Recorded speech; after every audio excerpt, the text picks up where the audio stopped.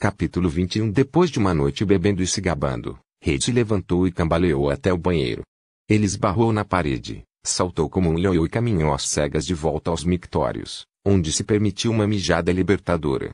Ele se demorou por um momento, ainda meio adormecido, para desfrutar do alívio da bexiga que finalmente se libertou, quando um estrondo perfurou seu cérebro, fazendo-o abrir os olhos por um momento.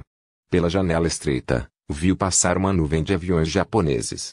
De repente, ele fechou os olhos, abriu-os novamente e olhou novamente. Os aviões estavam bombardeando os hangares. O jato de urina atingiu a parede quando ele saiu correndo, atrapalhado com a aba da calça. Ele gritou para acordar seus companheiros ainda dormindo. G. Deu um tapa em si mesmo, com as duas mãos. G. Xingamento. Ele não conseguia falar, não conseguia acordá-los. Cheio de frustração, ele entoou, os japoneses. O japonês. Ele ficou lá, cantando como o barítono de alguma ópera bizarra. Nas camas, alguém começou a se esticar. Anthony estremeceu, a ressaca era feita de pingentes de gelo presos nas têmporas. Ele gemeu, que diabos? Reid apontou para a janela e tentou falar, mas se viu incapaz de pronunciar uma única sílaba. Então os pilotos ouviram as explosões e pularam da cama. Na cantina da base de Icon, os militares estavam tomando café da manhã quando balas de metralhadora começaram a amassar as paredes externas. Os homens correram para a saída com tanta rapidez que parecia uma multidão aterrorizada aprisionada em um cinema. Se tivessem tido tempo, teriam conseguido se desvencilhar, mas não foi suficiente. Uma bomba atravessou o telhado de madeira, matando a todos. A 300 metros de distância, os bombardeiros voando baixo escoltados pelos Zeros sibilavam sobre o aeródromo, atacando aviões de guerra americanos. Esquadrões inteiros foram varridos.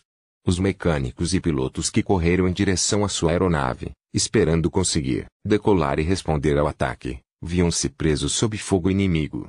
Eles correram em todas as direções e os Zeros os derrubaram com metralhadoras. Uma carnificina.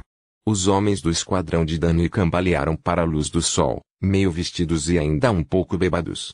Aviões japoneses disparavam sobre suas cabeças, o chão parecia explodir em quase todos os lugares. Eles correram em direção à linha de voo. Eles haviam chegado à pista quando os aviões americanos agrupados começaram a explodir como peças de dominó. O choque de uma bomba os derrubou no chão. Maldito japonês! Billy gritou. Ele olhou ao redor e viu várias posições antiaéreas espalhadas pelo acampamento. A maioria deles foi abandonada porque os homens que deveriam operá-los foram ceifados enquanto corriam para alcançá-los. Aqui, vamos nós! Gritou então, e posto-se de pé de um salto correu para os sacos de areia que protegiam uma metralhadora de 50 milímetros. Billy! Anthony gritou, mas o menino continuou correndo. Uma saraivada de balas disparadas de um Zero passou bem perto dele, perfurando o alcatrão, mas sem tocá-lo. Ele estava quase no bunker quando uma bomba de aço caiu na pista. Ele passou pelos pilotos, ainda no chão, então bateu na lateral do bunker, assim que Billy chegou. O aparelho parou sem explodir. O coração de Billy pareceu parar. Seus amigos, a cerca de 50 metros de distância, pararam de respirar. Não explode, disse Anthony. Mas Billy ouviu o barulho vindo de dentro da bomba, um flit metálico. Então o barulho parou e a bomba explodiu, reduzindo-o a pó sangrento. Reid, Anthony e os outros viram seu amigo se dissolver, e sua inocência, como a da América, desapareceu com ele. O buíque de Danny atravessou o portão principal. Os guardas se refugiaram no quartel e atiraram nos aviões que sobrevoavam eles. Danny não diminuiu a velocidade até que estivessem na pista, onde alguns aviões intactos permaneceram. Raf saiu antes mesmo de o carro parar e ele o seguiu de perto. Eles estavam correndo em direção a um grupo de combate perto de um hangar quando hangares e aviões explodiram. Raf e Danny se jogaram no chão enquanto cartuchos de metralhadoras cravavam em outras aeronaves posicionadas na linha de voo e devastavam as paredes dos prédios principais, estilhaçando a torre de controle. Um avião, droga! Raf sibilou entre os dentes. Exatamente o que eu acho. Também, Danny gritou em resposta. Ele se levantou e correu em direção a outro grupo de dispositivos, seguido por seu amigo. Eles estavam agora perto dos aviões, estacionados de asa com asa, quando uma bomba explodiu entre os aviões, destruindo-os. Mais uma vez forçados ao chão, os dois jovens olharam ao redor. Parecia que toda a força aérea americana havia sido destruída. Para o inferno. Raf ficou furioso. Agora eles tinham uma ideia clara da extensão do ataque japonês. Os bombardeiros inimigos pareciam encher o céu e os Zeros estavam deslizando perigosamente pelas copas das árvores, atirando nos soldados que saíam loucamente dos prédios, atirando neles como cães. Danny estava pensando furiosamente. Aqui vamos nós. Ele exclamou de repente, e pulou e correu para uma cabine telefônica. Mais uma vez Raf o seguiu. Danny pegou o telefone, remexeu no bolso em busca de uma moeda. Coisas. Você quer ligar? Raf ficou atordoado. Ele ficou do lado de fora enquanto Danny discava o número. Ondas de balas varreram o ar ao redor deles. Raf pensou que Danny tivesse enlouquecido, até que ouviu gritar ao telefone, Soldier. Estamos sob ataque de Wheeler. Prepare esses aviões. Imediatamente. Depois largou o fone e virou-se para o carro. Sem pensar, Raf entrou na cabine para desligar, mas outro agarrou-o pelo braço, arrastando-o para longe. Atrás deles, a cabine, atingida pelo fogo de um Zero que passava, se desintegrou. Eles entraram no carro. Onde vamos? Raf queria saber. Acampamento auxiliar de Alewa, 15 quilômetros ao norte. O que é aquilo? 2P40S. Bom. Vendo o Bic se mover, os Zeros avançaram naquela direção. Danny dirigia como um louco através da saraivada de balas, zigue-zagueando e empurrando o grande motor V8. No porto de Pearl Harbor, Nevada se arrastou para o mar enquanto as bombas choviam ao seu redor. Os marinheiros dos outros navios, envoltos em fogo, medo e derrota, viram seu movimento e encorajaram a gritar. Vá, Nevada, vá. No convés, o comandante lutou para salvá-la, sabendo que somente em mar aberto teriam chance de lutar. Mas acima dele, o piloto do próximo esquadrão japonês o avistou e enviou seus companheiros para ele. Eles vieram em ondas, lançando bombas e torpedos. Em Nevada, o comandante sentiu o navio tremer, atingido por um torpedo. Não podemos fazer isso, disse ao segundo em comando. E se continuarmos vamos acabar bloqueando o canal. Ele examinou a costa com os olhos. Vamos secar ali. Ele apontou para um lugar para atracar, fora da passagem principal. Os oficiais relataram a ordem ao timoneiro e o navio virou enquanto outras explosões rasgavam o casco.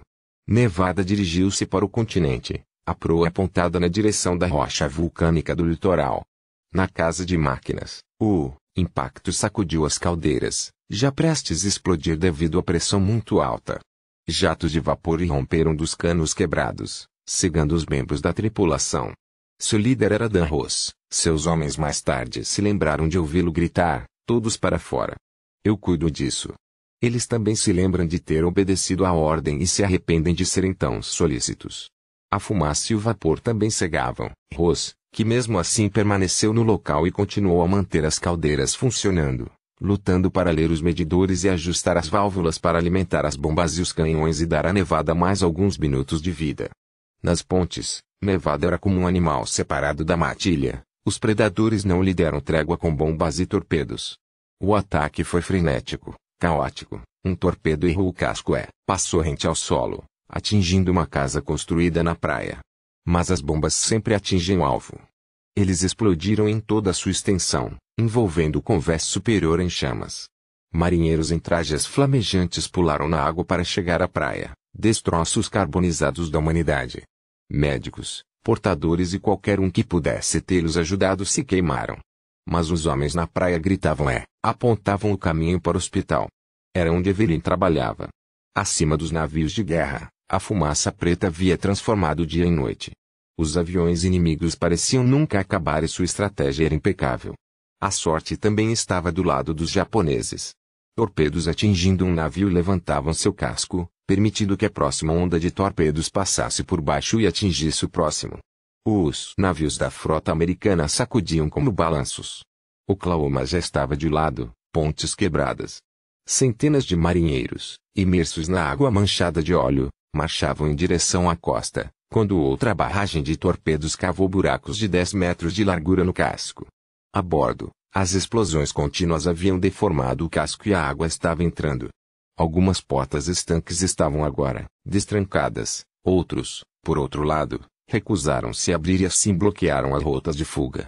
À medida que a inclinação se acentuava, as escadas verticais eram dispostas horizontalmente. Os homens que chegaram a uma saída para o exterior viam à sua frente outros marinheiros despedaçados por novas explosões.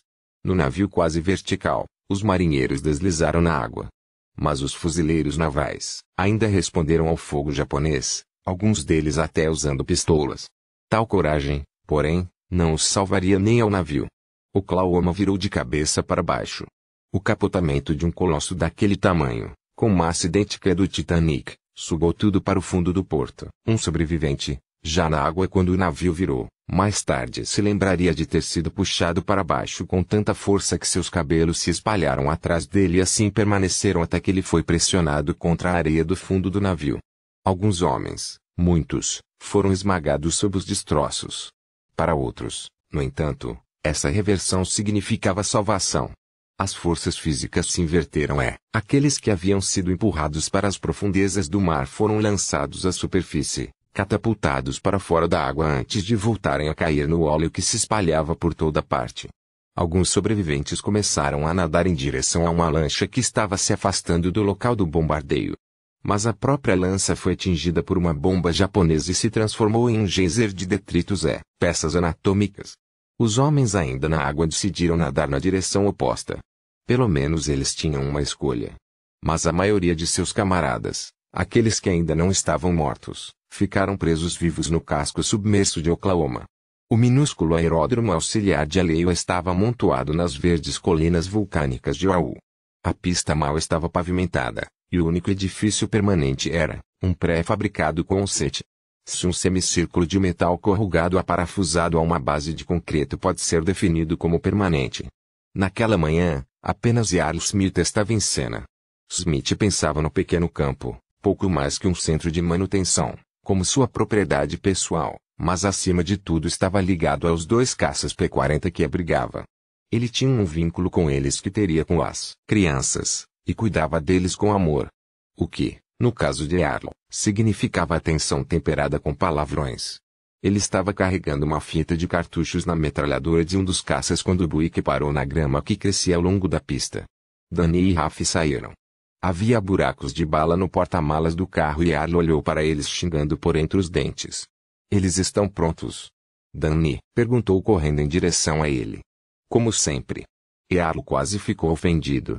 Então ele olhou para cima e merda, ele murmurou, vendo os zeros e os bombardeiros distantes. Longe das principais estruturas ao redor de Pearl Harbor, ele não estava ciente da ação até então. O que ele estava vendo era a segunda onda de aviões japoneses, aproximando-se em novas trajetórias. Jarl terminou de carregar a fita. A bordo. Ele exclamou. Só não estrague meus aviões. Obrigado por sua preocupação, Jarl, Danny respondeu. Ele e Raf subiram a bordo. Alguns zeros se separaram da formação e foram em direção a eles. Raf estava acostumado a decolar com um motor quente. Foi então com frustração que percebeu que o do P-40 estava frio. Você está engolindo isso. Jarl gritou ao ouvir o motor engasgar. Com repolho. Raf gritou de volta. As velas estão sujas. Jarl olhou para Danny, gritando para ele, quem é esse idiota? Mas as palavras seguintes se perderam no rugido dos motores ganhando vida. Os 2 pilotos ligaram o rádio e rolaram lado a lado pela pista. Os zeros estavam se aproximando. Não houve tempo para aquecer os motores. Raf empurrou o jugo para a frente e Danny seguiu o exemplo. Parecia a ambos que o tempo nunca passava quando as metralhadoras do Zero começaram a piscar e os P-40 dispararam através da saraivada de balas. Continue abaixado. Raf latiu no rádio e se afastou para a esquerda. Danny virou à direita e os Zeros se separaram para segui-los. Houve um momento, não mais do que alguns segundos, mas foi o suficiente, em que Raf e Danny se sentiram, juntos novamente, unidos sem tomar decisões ou discutir. Eles estavam voando, cientes da posição um do outro e de tudo o que acontecia dentro e fora das cabines. Eles estavam juntos. Depois vieram os japoneses. Essa foi a primeira luta de Danny, mas Raf já havia passado por isso. Ele analisou o que estava acontecendo, não conscientemente, mas instintivamente, como sempre viveu, e passou para o companheiro. Aposto que não usam no Japão para pulverizar os campos. Danny entendeu imediatamente. Ele se adaptou às táticas do amigo, que fez outra curva fechada, usando a cabana, palmeiras e colinas baixas para se livrar dos zeros. Os pilotos japoneses eram habilidosos e bem treinados e suas aeronaves eram leves o suficiente para permitir o combate corpo a corpo, mas a técnica dos dois americanos os pegou de surpresa. Os P-40 baixaram até que estivessem a 1 metro do chão, depois subiram novamente, inclinando-se para a esquerda e para a direita. Os zeros, que se dividiram em 2 grupos, permaneceram em seu rastro enchendo o ar de balas, mas quando o avião japonês que seguiu de Rafa interceptou o topo de uma palmeira com a ponta de sua asa e caiu no chão em uma bola de fogo, os outros desaceleraram o suficiente para permitir que o americano respirasse fundo e perguntasse ao amigo: quantos em você? 4, eu acho. Danny estava com falta de ar. E você?